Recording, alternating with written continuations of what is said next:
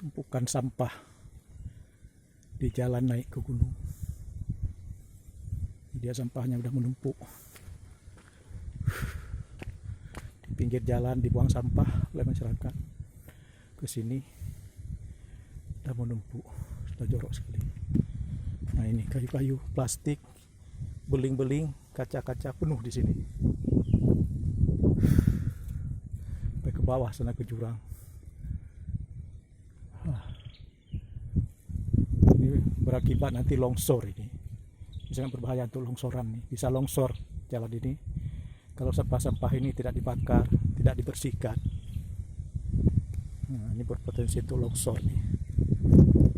Nah, sampahnya pampers, macam-macam plastik, botol, sampah kayu, semua dibuang ke sini.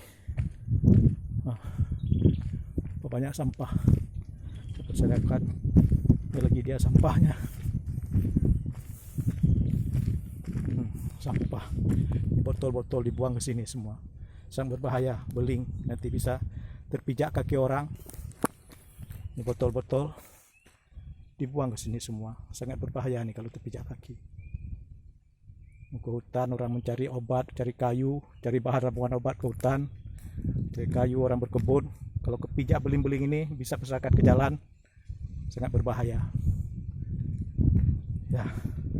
Masyarakat membuangnya tidak berpikir-pikir terhadap keselamatan orang lain. Sangat jorok.